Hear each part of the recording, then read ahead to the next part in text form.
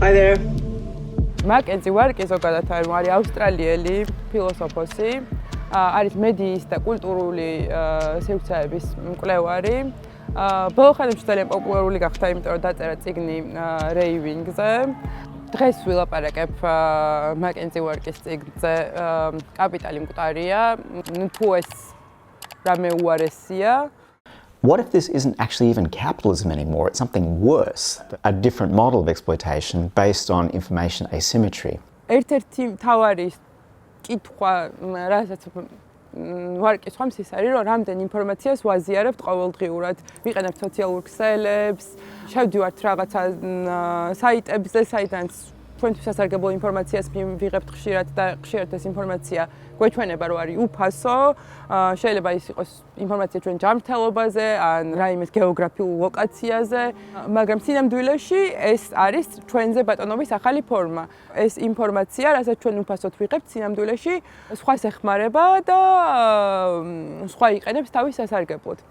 ამ სხვას ვორკი უწოდებს ელექტორალისტურ კლასს და დანარჩენ პრეკარიულ დასაქმებულ ადამიანებს უწოდებს ჰაკერთა კლასს.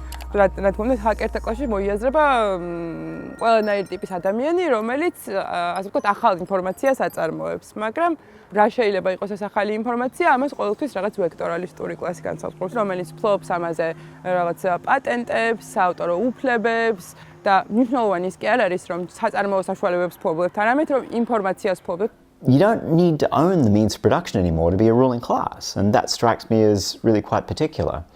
So Apple Corporation doesn't make phones. That's all made by outsourced to firms elsewhere. So what does it mean to be able to control through the vector the whole value chain? That seems to me to be the question to ask. ბევრის არგუმენტი არის, რომ ეს არ არის რაღაცა ახალი ამბავი.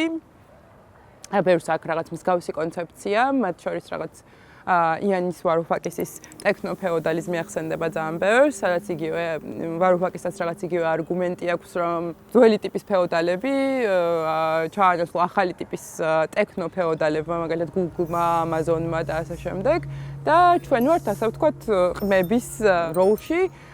Byung-Chul ლაპარაკობს იგივე დაახლოებით იგივე ტიპის რაღაცაზე და უბრალოდ ამ ფეოდალიზმის ან ჰაკერთა და ვექტორალისტურ კლასის მეგრად, ანუ გადამწვარ საზოგადოებას უწოდებს. ის ამბობს უბრალოდ ეს რაღაცას, რომ ეს მუდმივი გამჭვირვალობა, პროდუქტიულობა და პოზიტიურობა, რაც მოაქვს ამ საინფორმაციო ხანას, გვიბიძგებს იმისკენ, რომ აი სულ ამ განუწყვეტელ ორომტრიალში ვიყოთ და არ გვაძლევს იმის საშუალებას, რომ რეალურად რაღაცა შევიგრძნოთ, რაღაც ბედნიერება და უბრალოდ რაღაც შვიდად გავაგრძელოთ ცხოვრება და თითქოს რაღაც ვალდებულები ვართ, რომ მუდმივად ეს პოზიტიურობა ასევე დავაფიქსიროთ ამ სოციალურ ქსელში.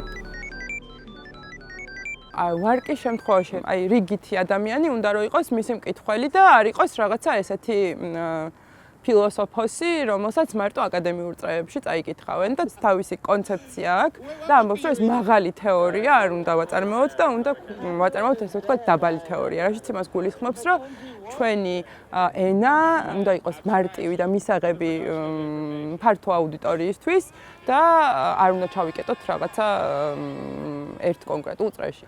და რომ იწყებ ამ წიგნის კითხვას, კაპიტალი მკვდარია, თავიდან იწყებს ლაპარაკს რაღაცა quiz-ზე, რომელიც რაღაც ალბათ ყველა შეუცია Facebook-ზე და ძალიან გითრევს და მე რო გითრევს, უკვე მე იწყებს ამ შედარებით უფრო მძიმე წონის артиლერიის გამოტანას და რა თქმა უნდა, რომ ანუ ავითარებს ამ თეორიას, მაგრამ მაინც ცდილობს, რომ ბევრი მაგალითი მოიყვანოს პოპკულტურიდან, მოყავს ბევრი მაგალითი სამეცნიერო ფანტასტიკის, როგორც ლიტერატურიდან, ისე ფილმებიდან.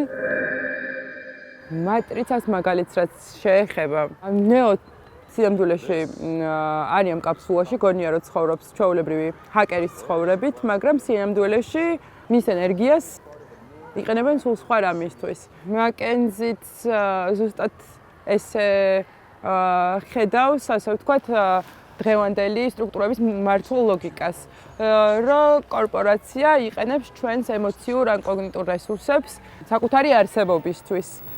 What is the matrix? Control.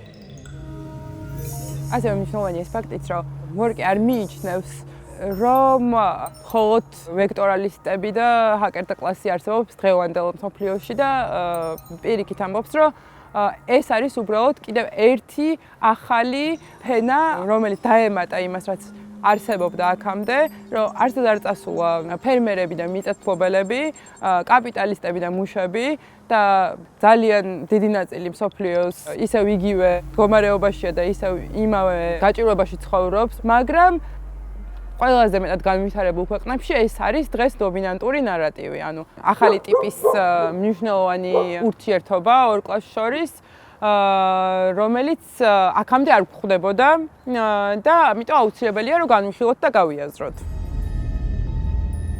გაბატონებული კლასი ვექტორალისტების და ჰაკერთა კლასი, რომელიც ამ შემთხვევაში არის დაქვემდებარებული კლასი, სწორედ იმიტომ რომ არ ფლობს იმ ინფორმაციას, რომელსაც აწარმოებს ინფორმაციაში ბევრ რამეს შეიძლება მოვიაზრებდეთ ამ შემთხვევაში და ამას ფლობენ ვექტორალისტები ყოველთვის.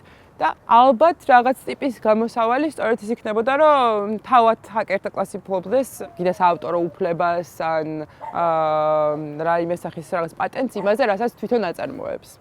რა საერთო შეიძლება ქონდეთ ამ ჰაკერთა კლასის წარმომადგენლებს, მაგალითად, ანუ შეიძლება ძალიან გაუჭირდეთ ერთმანეთთან დაკავშირება, იმიტომ რომ ზოგი იყოს რაღაც შემოქმედებითი სფეროს წარმომადგენელი, ზოგი იყოს სხვა დარგის, სხვა სფეროში, სამეცნიერო სფეროში დასაქმებული ადამიანი და ამიტომ ძალიან შეიძლება გაუჭირდეთ კონსოლიდაცია. მაგრამ თვითონ ფიქრობს, რომ შესაძლებელია, რა თქმა უნდა, რომ ეს ხალხი ერთმანეთს დაუკავშირდეს და რაღაცა ისეთი ტიპის ალიანსი შექმნან და რაღაცა ისეთი ახალი ტიპის კავშირები დაამყარონ, რაც იქნება მომავალი და რაღაცნაირი ერთგვარი გამოსავალი ალბათ ამ მძიმე სიტუაციიდან.